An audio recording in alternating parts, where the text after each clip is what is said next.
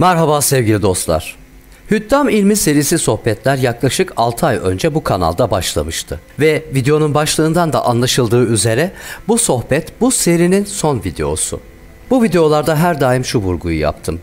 Anlattığım her şey benim hikayemdi. Yaşadıklarımı ve tecrübelerimi anlatırken bu ilmin doğruları ve yanlışları hakkında hap gibi küçük ama tesirli ipuçları verdik. Başka insanların hayatlarına dokunduk. Rahmetli pirim Süleyman Hocam gibi, en yakın dostum Murat gibi. Hatırlarsanız geçmiş bölümlerde ağır bir musallata maruz kalan o küçük kız çocuğu ve babası gibi, Meryem kadın ve oğlu Orhan gibi, benim gibi. Dokunduğumuz her hayat, her karakter size sizden ve çevrenizdeki insanlardan örnekler sundu. Hikayelerimiz kimilerine göre iyi kurgulanmış bir film senaryosu gibiydi ama bu geçen zaman içinde gördüm ki benim anlattıklarım hayal bile olsa içinizden bazılarının bana anlattıkları ve yaşadıkları gerçekti. İşte bu yüzden seri boyunca anlatılanlar benim olduğu kadar sizin de hikayenizdi. Ve ben her yeni bir başlıkta metafizik alemlerin sonsuz sayıdaki koridorlarında yaşanan ya da yaşanabilecek tehlikelere karşı neler yapabileceğinize dair size tavsiyeler sunmaya, bu ilmin gerçeklerini ve yalanlarını anlatmaya çalıştım. Paylaştığım bilgilerin şüphe duymadığım ve her daim ehli sünnet dairesinde kalan bilgiler olmasına özen gösterdim. Benim sizden öyle sandığınız gibi çok büyük farklarımın olmadığını ve yaşadığınız durum her ne olursa olsun sizin de üstesinden gelebileceğinizi aşılamaya çalıştım. Yorumlarda yanlışlarınıza karşılık doğruları anlatmaya özen gösterdim. Karşılığında bir Allah razı olsundan başka bir şey beklemedim. Bir yıla yakın bu zaman içinde bu kanaldaki videolara gelen yorumlardan anladım ki memlekette azımsanmayacak bir çoğunluk bu konularda tehlike eşiğinde yaşadığını düşünüyor. Ve bu sebepten dolayı da medyumların, cindarların kapısını aşındırıyor. Buralara rağbet ettiği sürece battıkça daha da batıyor ve içinden çıkılmaz hallere düşüyor. Ben istedim ki doğruyu ve yanlışı görün, farkına varın ve bu habis varlıklardan artık korkmayın ve onlara karşı en etkili korunma ve direnç sağlama yollarını öğrenin. Çünkü size bu konularda gerçekten gerek tedavi ve gerekse tavsiye noktasında doğruları söyleyebilecek, yok denecek kadar az insan kaldı ve onlar da gittiğinde emin olun yerine bir yenileri gelmeyecek. Tıpkı Süleyman Hocam'ın gittiği ve yerine bir yenisinin gelmediği gibi.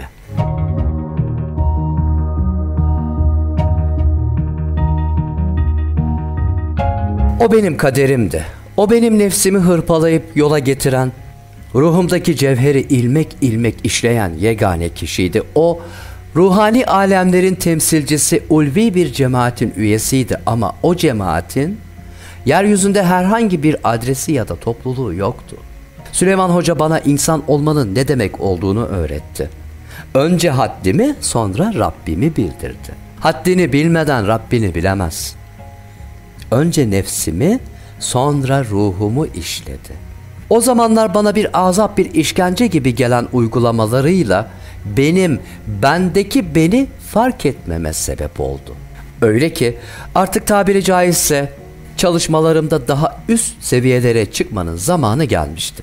Bir sabah erkenden onunla beraber tarlasına doğru yola çıktık. Daha önce de birkaç defa katırların sırtında düz yoldan gittiğimiz bu tarlaya o gün nedense başka bir istikametten gittik. Yürü Allah yürüdük. Kayalık tepeleri tırmandık. Dik yokuşları indik. Yol boyunca kendi heybesini de bana taşıttı.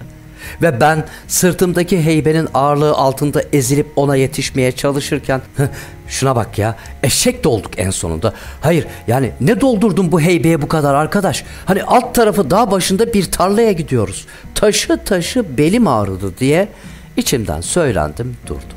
Sonunda köylülere her sene kiraya verip karşılığında belli bir miktar mahsul aldığı tarlasına geldik. Ben nefes nefese, kan ter içinde kalmış bir halde sırtımdaki heybeye yere attığım gibi oturdum. Onun da durmasını beklerken o durmadı. Tarlanın içinde gezinmeye başladı. Ben takatim kesilmiş bir halde onu gözlerimle takip ederken su içmek istedim. Heybelere baktım.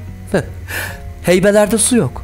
Demek ki hocam yola çıkmadan evvel heybeleri hazırlayan Rabia bacıya su koymamasını söylemişti. Ve kendi heybesinin içi de taş doluydu. O an gözlerim doldu. Sinirden vücudumun ateş bastığını hissederken ağlamamak için kendimi zor tutuyordum. Düşünsene, bir Haziran günü dağ başındaki bir tarlaya sırtında içi taş dolu bir heybeyle neredeyse yarım günlük bir yol yürüyorsun ve su bulamıyorsun. Süleyman Hoca gibi bir adam hani nedense heybesine taş doldurup da taşıttırırdı ki? Neden böyle bir eziyeti reva görürdü? İçimden bir ses diyordu bana. Senin gibi adamın düştüğü şu hallere bak ya. Ne yapacaksın? Eve kadar o taş dolu heybeyi bir daha mı taşıyacaksın sırtında? Eğer sen eşek olduğunu düşünüyorsan taşı. Ama senin yerinde ben olsaydım o heybeyi boşaltırdım, taşımazdım diye fısıldıyordu. O gün verdiğim imtihan o an için çok riskler taşıyordu. Ama gerekliydi. Ya Süleyman Hoca'ya isyan edip bunu neden yaptığını soracaktım ki bu bütün iplerin kopması anlamına geliyordu, ya da sesimi çıkarmadan bu işin altındaki hikmeti anlatmasını bekleyecektim. Aslında her şey benim nefsimle yüzleşmem, onun benim üzerimdeki hükümranlığının ne derece güçlü olduğunu anlamam için bir dersti. Ve bu dersler dozu artarak devam edecekti. Süleyman Hoca sanki buraya işte öylesine gelmiş, bir işi gücü yokmuş gibi tarlada biraz dolaştıktan sonra bana hiçbir şey söylemeden eve dönüş için yola koyuldu. Onun bu sessizliğinin bu kadarla kalmayacağını seziyordum. Ben de hiç seslenmedim. İçi taş dolu heybeyi tekrar sırtıma alıp peşinden yola koyuldum. Eve vardığımızda akşam olmak üzereydi. Dizlerim yorgunluktan titriyor, sırtıma kramplar giriyordu. Evin bahçesine girdiğimde duyduğum koku beni adeta bir canavara dönüştürdü. Zeynep ve Rabia bacı her ne yemek yapıyorlarsa buram buram burnuma kokuyor ve benim açlığım depreşiyordu. Heybeyi yere attığım gibi evin yan tarafındaki çeşmeye koşup kana kana su içtim. Bomboş mideme bir çağlayan gibi akan suyun serinliğini tüm vücudumda hissettim. Çeşmeyi kapatırken Süleyman Hoca'dan öğrendiğim gibi ona dedim ki Allah senden razı olsun mübarek. Su içmek, elimi yüzümü yıkamak beni biraz kendime getirse de burnuma gelen yemek kokuları beni baştan çıkartıyordu. Hızlı adımlarla mutfağa girip evin hanımlarını selamladım. Ne yemek yaptıklarını sorduğumda cevabı Rabia bacı verdi. Babam bugün horozlardan birini kesin tandırda çevirin de akşama yiyelim dediydi dedi. Odun ateşinde horoz eti. Zeynep de pilavı kavuruyor. Elhamdülillah, yani kısacası akşama ziyafet var. Hayır, yani o kadar açım ki fil çevirseler onu bile yerim. Çünkü ben kendimi biliyorum. Hayatta tahammül edemediğim tek şey açlık. İyi, hadi bakalım, yanına bir de ayran çalkalayın, iyi gider dedim. Sonra oradaki yufka ekmeğinin arasına doldurduğum tulum peyniriyle kendime bir atıştırmalık hazırladım. Bütün gün dağ bayır yol yürümekten midem kazınmış, artık gözlerim kararıyor. Açlıktan içim titriyordu. Tam hazırladığım yufkadan ısırıyordum ki hocamın uzaklardan sesi geldi. Birbirimizi görmüyoruz. O bana sesleniyor, ben ona cevap veriyorum. Uzaktan dedi ki elindeki ekmeği bırak, hemen yanıma gel. Hayda, hayırdır inşallah, yani ne kara bir gün bugün. Sanırım beni ortadan kaldırmaya çalışıyor. Ekmeği masanın üzerine bırakıp yanına gittim. Bana dedi ki bu odunları bu duvarın dibinden al. Evet, karşı duvarın dibine taşı. Niye? Yani hayır, o duvarın dibinde dursalar ne olur? O duvarla bu duvar arasındaki fark nedir diye sormadım tabii ki, ama kan beynime hücum ediyor. Yani tam anlamıyla bir angarya iş. Ben seslenmeden odunlara bakarken o hadi kolay gelsin deyip çıktı gitti. Yani yok yani normal değil, vallahi değil. Var bu işin altında bir hikmet ama ne olduğunu öğreneceğiz bakalım. Taşıdım. Odunların hepsini taşıdım. Bitirdiğimde akşam ezanı okunuyordu ve ben yorgunluktan, açlıktan bitap bir haldeydim. Süleyman Hoca'nın evinde değişmeyen kurallar vardı. Her akşam yemeği akşam namazından sonra yenirdi. O gün de kural değişmedi. Akşam namazından sonra hep beraber sofraya oturduk. İşte saygımız gereği önce Süleyman Hoca'nın ekmeğin bölmesini beklerken benim midemden gurul gurul sesler geliyordu ve gözüm sofranın ortasında tereyağlı pilavın üzerinde yatan, tandırda nar gibi kızarmış horozdaydı. Daha önce hayatımda hiç bu kadar aç kalmamıştım. Süleyman Hoca ekmeğini böldü, besmeleyle bir lokmayı ağzına götürüp afiyet olsun hadi buyurun dediği anda ben de horoza yöneldim. Tam budundan bir parça koparıyordum. Süleyman Hoca elindeki kaşıkla öyle bir vurdu ki elime, bir an damarım patladı zannettim. Canım o kadar acıdı ki can havliyle elimi geri çektim. Şaşırmıştım yani, benim kadar Zeynep de hocanın bu hareketi karşısında şaşa kalmış. Bir ona bir bana bakarken Süleyman Hoca hiçbir şey yokmuş gibi horozdan kopardı bir lokmayı önce bana nispet yapar gibi karşımda bir güzel yedi. Ama ben hala onun neden böyle davrandığını anlamamıştım. Yani farkında olmadan onu kızdıracak bir şey mi yaptım diye düşünürken Zeynep de tedirgin olmuştu. Süleyman Hoca ağzındaki lokmayı yuttuktan sonra iştahla parmaklarından akan yağı şöyle bir yalayıp kupasından lıkır lıkır ayranını da içti. Ama hayır, yani neden böyle bana nispet yapar gibi davranıyordu? Neden bir taraftan özendirirken diğer yandan da bana yasak koymuş gibi böyle tuhaf davranıyordu? Ve bugün neden damarıma basıyordu? Susuyordum ama hani bir yandan yorgunluk, bir yandan da açlık sebebiyle tahammül sınırlarımın zorlandığını hissediyordum. O sakince sofradaki tandır ekmeğinden bak şu kadarcık ya 3 lokmalık bir parça ekmeği bölüp önüme koydu. Tasın içindeki zeytinlerden de saydığı 7 tanesini avucuma bıraktı ve sonra bana dedi ki al, senin bundan sonraki azığın sadece budur. Ben sana tamam deyinceye kadar günde bu kadarıyla bir öğün sahur, bir öğün iftar yaparak oruç tutacaksın ve başka bir gıdayı da ağzına sürmeyeceksin dedi. Ne? Nasıl ya? Ne orucu? Ramazan ayı değil, bir şey değil. Ne orucu? Hem böyle 3 lokma ekmek 7 tane zeytinle tüm gün oruç mu tutulur? Süleyman Hoca demek istiyordu ki artık o çok sevdiğin etli yağlı yemekler yok. Canın ayran çekecek yok.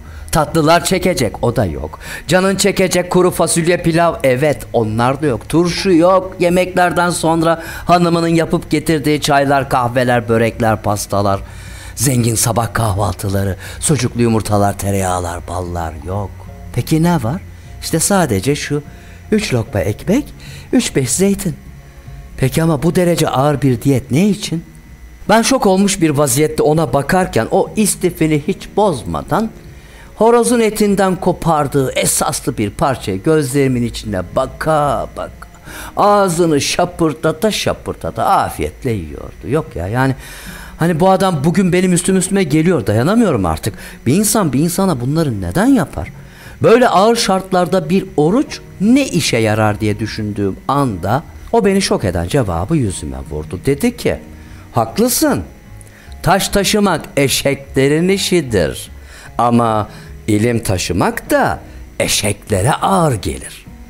Şimdi de bakalım bana Tamer Efendi, eşek olup taş mı taşımaktır niyetin, yoksa Adem olup ilim çözmek midir? Ben o gün o tarla yolunda ve o akşam o sofrada hayatımın dönüm noktası bir imtihandan geçtiğimi anlamıştım. İçimde bir kavga vardı. Kafamda kurtla kuzu birbirine karışmış bir haldeydi.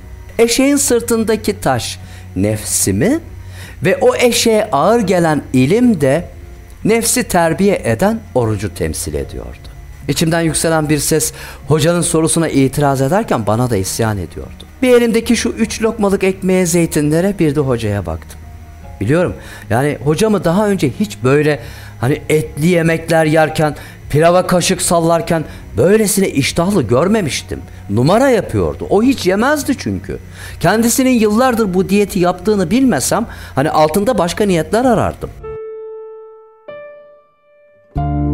Vereceğim cevabı merak eden biri daha vardı tabii. Başından beri sofrada yaşananlara şahit olan Zeynep. O tedirgindi. Bakışlarından anlıyordum. Zeynep benim açlığa tahammül edemediğimi, aç olduğum zamanlarda nasıl asabileştiğimi iyi bilirdi. Kaldı ki işte ne kadar böyle yağlı, etli ve çeşitli yemekler sevdiğimi, bol şerbetli tatlılara alışkın olduğumu, sabah kahvaltılarına gösterdiğim özenin farkındaydı. Yani işte öyle 3-5 lokma ekmek, 3-5 zeytinle günleri günlere bağlayamayacağımı da iyi bilirdi. Hayır Tamer, yani bu kadarı senin için çok fazla, dersin bundan sonrası seni aşar. Kabul etmediğini söyle der gibi bakıyordu. Ya ben ne düşünüyordum? Soru kadar cevabı da açıktı tabii.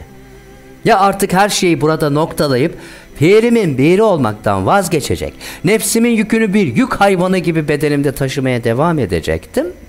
Ya da ilim çözme yolunda Adem olmak adına bu yükü bedenimden arındırmak için bu dersin ağırlığı altında hocam tarafından işlenecektim. Şimdiye kadar yapılanlar da buna bir ön hazırlıktı. Evet, yani aşama aşama zikirde ilerlemek güzeldi. Kur'an-ı Kerim, hadisler, ayetler ve sureler üzerine hayret verici sohbetler çok zevkliydi. Ama Süleyman Hoca'ya göre demiri işlemek için ateşi harlamanın, beynin ve zihnin olduğu kadar nefsin de törpülenme zamanı gelmişti. Bir zamanlar ben pirimin biriydim dediği rahmetli Yusuf dedesinden aldığı terbiyeyi aynı metotlarla şimdi o bana uyguluyordu. Tamam, peki bu ders kaç gün sürecek? Yani kaç geceyi böyle 3 lokma ekmek 7 tane zeytinle geçireceğim diye sormadım. Kalktım, elini öpüp yüzüme sürdüm. Ben pirimin biri olmaya niyet ettim de geldim sana. Eğer senin birin olmak için eziyet çekeceksem, senin elinden her türlüsüne razıyım dedim ve kararımı bu sözlerle ona beyan ettim. O da saçımı okşayıp kulağıma fısıldadı. Öyleyse cihadın mübarek olsun dedi. Ve benim nefsime karşı olan ilk ciddi, bilinçli ve kararlı cihadım onun kontrolü altında bu oldu. Benim için alışması ve uygulaması gerçekten çok zor bir dersti. Her şeyden evvel şunu söylemek isterim ki, aç kalmanın, sınırlı gıdalarla beslenmenin insan üzerindeki faydalarını artık bilim dünyası da eskisine nazaran kıvırmadan, itiraz etmeden kabul ediyor. Peygamberimiz Muhammed Aleyhisselam 1000 küsür yıl önce sahabelerine Ademoğlu karnından daha şerli bir kap doldurmamıştır derken Cenab-ı Hak da insanın oruç dışında her ameli kendisi içindir. Oruç benim içindir. Mükafatını da ben vereceğim demiştir. Süleyman Hoca'nın bana yaptığı bu uygulama tasavvufta riyazat orucu denilen bir çalışmaydı. Orucun yanı sıra artık eskisinden daha az uyuyor ve gerek olmadıkça çok da konuşmuyordum. Riyazat orucu ile Ramazan aylarında tutulan oruç arasındaki en büyük fark beslenmedeki sınırlamalardır. Riyazat orucu nefsi yola getiren bir kamçı gibidir. Ama bir doktora, bir bilene danışmadan tek başına kontrolsüz bir şekilde bu uygulamaya da kalkışmamalısınız. Günümüzde siz de duymuşsunuzdur rahmetli yazar Aydın Salih'in Gerçek Tıp Yitik Şifanın İzinde adlı kitabı bizim bahsini yaptığımız konu ile çok benzerlik gösteren bir kitaptır. Bu kitabı edinip okumanızın size sağlık ve arınma açısından çok faydalar sağlayacağına inanıyorum. Benim Süleyman Hocam'dan aldığım bu ders bir halvet değildi elbet. Fakat pirimin onay ve izniyle ve bizzat takibiyle 6 ay sonra gireceğim ilk 40 günlük halvet için bir başlangıç çalışmasıydı.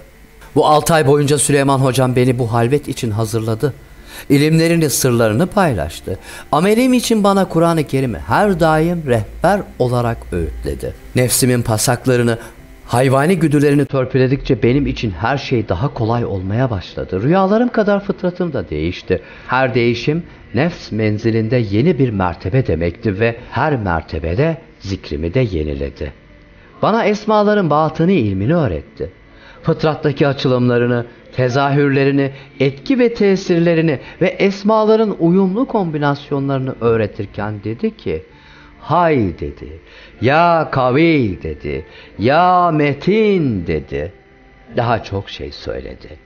Ayet-el Kürsi ve sureler hakkında yazılmamış bilgiler öğretti. Özellikle bir şey öğretti. Ayet-el Kürsi'nin ilk başı dedi, sonra hay dedi, ya kavi dedi, ya metin dedi. Bana da öğretti. Bu derse böyle çalış dedi. Çalıştım. Çalıştıkça diriltti beni. Bendeki sırrı bana açık etti. Beni rüyalarına davet etti. Bu ilmi de öğretti. Derslerimize ruhani alemlerin ulvi ervahları da eşlik etti. Bana o aziz ve mübarek şahsiyeti, o Süleyman Hocam sevdirdi.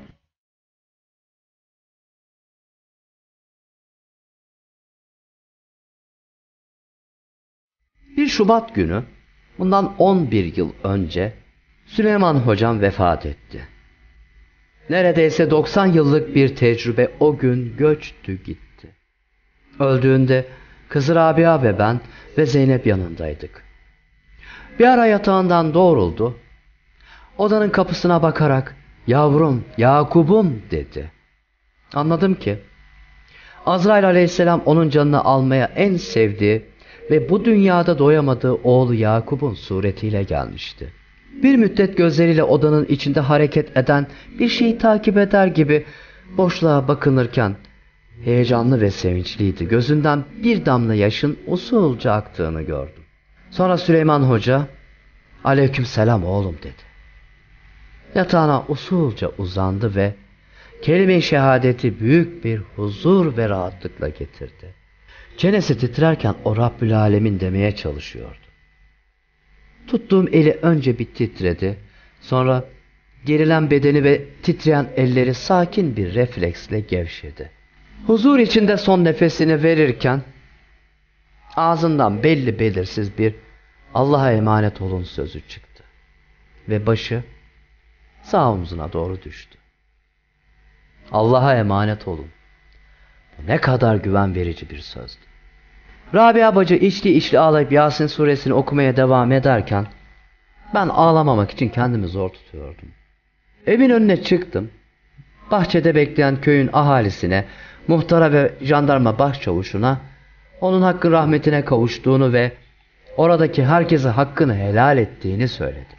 Ahali feryat figan onun yasını tutarken, "Biz senin kıymetini bilemedik ey koca Süleyman" diye dövünürken ben evin damına çıkıp onun selasını okudum. Semada evin üzerinde 7 tane turna ötüşerek uçuyordu. Bir zamanlar yine bu evin üzerinde 6 tane saydığım turnalar şimdi neden 7 taneydi?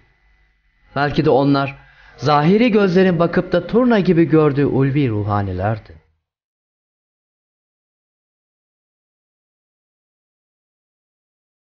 Süleyman hocamın bedenini ben yudum. Onu ben kefenledim. Cenaze namazından sonra onun vasiyet ettiği gibi sırtıma yüklenip benden başka hiçbir fanenin bilmediği yerde oğlu Yakup'un mezarına götürürken turnalar gökyüzünde beni takip ettiler. Onu oğlunun yanına defnederek bana olan vasiyetini yerine getirdim. Pirimin vefatından sonra onun yokluğuna alışamadım. Onun gidişiyle ben çok yalnız kaldım. Onun yerine bir daha bir kimse de geçemedi. Çünkü ondan sonra bir başkasını aramadım. Ondan öğrendiğim ne varsa hepsini hiç sorgulamadan, o ne bu ne demeden hayatıma geçirdim. Bir gün, hala dünmüş gibi hatırlıyorum bu olayı, yıllardır yaşadığım muhitin mahalle pazarına gittim. Bir Eylül günüydü. Pazardan işte 2-3 poşet bir alışveriş yapıp evin yolunu tuttum. Akşam vakti okuldan çıkan dağılan çocuklar sağımdan solumdan geçip evlerine giderken ben de bir elim cebimde bir elimde pazar poşetleri dalgın bir kafayla yürüyordum. Haylaz birkaç çocuk koştururken bana çarptı. Elimdeki poşetteki elmalar saçıldı yola. Ben yere çömelmiş yola dağılan elmaları toplarken arkadan biri omzuma dokundu. Döndüm gayri ihtiyari baktım. O da elindeki elmayı bana uzatırken gülümseyerek bakıyordu karşımdaki. Mübalağasız baktım gözlerine çünkü İlk anda dikkatimi çeken gözleri ve o gözlerdeki bakışlar olmuştu. Onun yırtıcı bir kuş gibi bakan masmavi gözlerine baktıkça birini hatırladım. Donup kaldım olduğum yerde. O gülümseyerek bana baktı ve dedi ki, "Geçmiş olsun. Çocuklar işte çok haylazlar" dedi. Ben gözlerim onun gözlerine kilitlenmiş, nutkum tutulmuş bir halde elindeki elmayı aldım. "Teşekkür ederim" diye fısıldadım.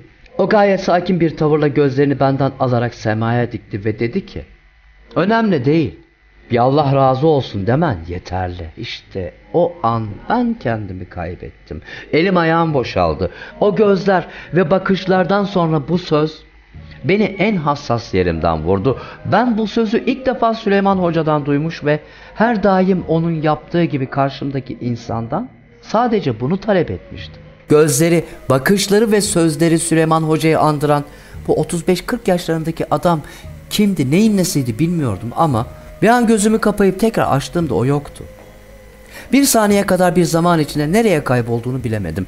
Hışımla çömeldiğim yerden kalkıp sağımdaki solumdaki insanların arasında onu aradıysam da bulamadım. Semadan gelen seslerle yukarı baktım.